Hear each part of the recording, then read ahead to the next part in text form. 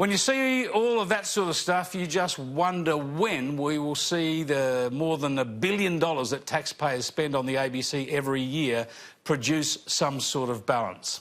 When will it live up to its charter and provide a service reflective of all Australians with an objective view of news and current affairs?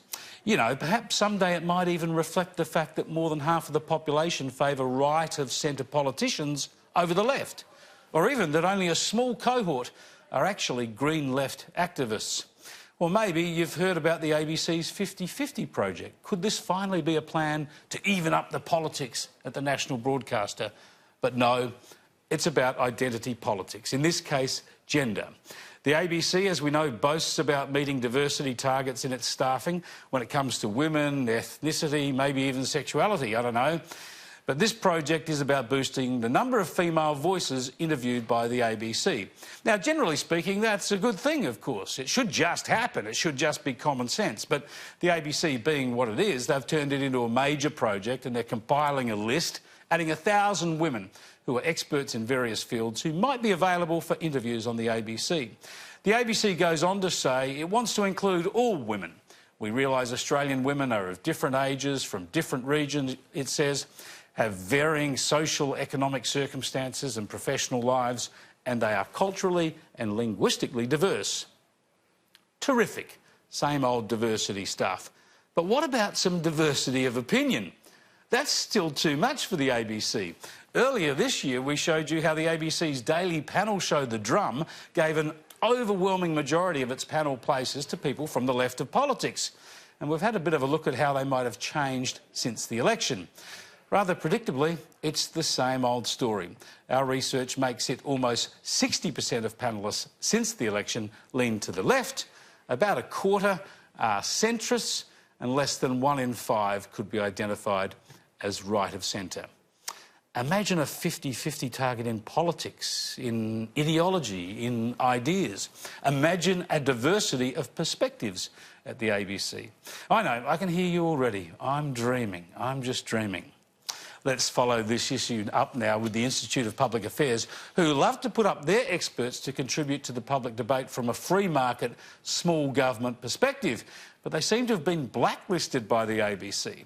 I'm joined by Evan Mulholland in Melbourne, where he represents the ABC. Evan, you've been campaigning now for months to get back on to the ABC panel shows. Have you had a breakthrough? Are the IPA allowed to appear?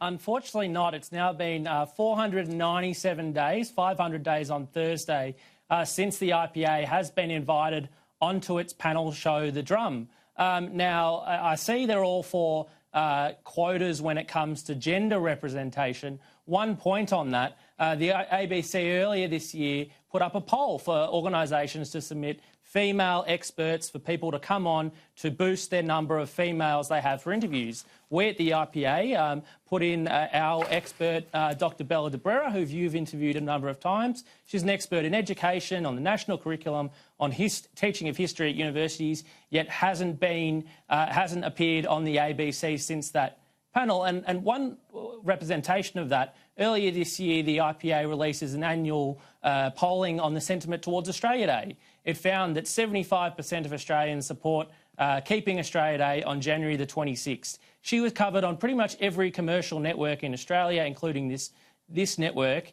She was even interviewed on the SBS, but for some reason the ABC didn't cover it all day. And you have to wonder whether that's because they made the editorial decision to move the hottest 100 from that day. So the thing is, you talk about Bella de Brera. She's female, she's articulate, she's got things to say, she's an expert in various fields, as you say, and she's available for the media, but the ABC don't want her. Whatever could it be that they don't like about her? As you said, it's all about diversity of identity politics, diversity of race, of ethnicity, but not actually diversity of viewpoint. And it all stems from the campaign a lot of its Twitter audience has against Conservatives and particularly the IPA. And what we know is that only 18% of Australians actually use Twitter. Less than half of that use it every day or every month. And research out of the US suggests it's mostly filled with people of occupations such as academics and public servants that lean to the left. And it's a real cultural issue, particularly at the ABC, when they actually rely on Twitter as a sort of national vox pop, and it feeds into the press gallery. Well, they actually think it's some sort of barometer on public opinion. I've just showed at the start, this is where people joke about getting a truck and running down Conservative politicians and right of centre commentators, yet they use it as an actual guide to where the public is. We saw how misleading that was for them when they all predicted a Labor Party landslide. They all got it wrong at the ABC because they all follow this nonsense.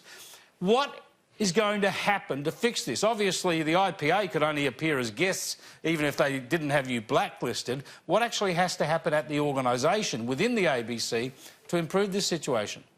I'll just point out that it's only the ABC's Drum program that positively boycotts the IPA. The IPA has a regular spot on ABC News Breakfast, consistently every now and then appears on ABC's Q&A, RN Drive and other issues. It's only the ABC's The Drum program that for some reason or another has boycotted the IPA completely. And this comes after Julia Baird actually wrote an article criticising her audience for picking on the IPA, saying they're trying to drive the IPA out of the public debate and out of a panel show like The Drum. What the Twitter audience is pushing for, in a sense, is for the IPA to breach its privacy obligations and reveal the identity of its over 5,000 members. Now, you've seen how the left has gone after advertisers of this network. You can only imagine the venom in which people would go after everyday Australians that pay a membership fee to the IPA to support free markets and individual freedom. Good point.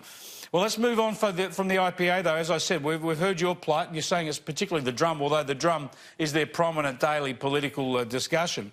Tell us what needs to happen at the ABC to try and get some diversity of opinion within the ABC on the payroll. I think the diversity of opinion argument is lost. I think that the ABC should be privatised. Every commercial network, every network in Australia has some form of bias. It's their right to do that. But we are forced through our tax dollars to pay for the ABC in what's increasingly representative of a narrow point of view. We commissioned Isentia in 2013, which is a media company, in 2013 to track over 6 months their viewpoint and their positive and negative ratings towards the energy debate. And we found that overwhelmingly they favour renewable energy in positive terms and coal seam gas in negative terms. Of course. Similarly, there was a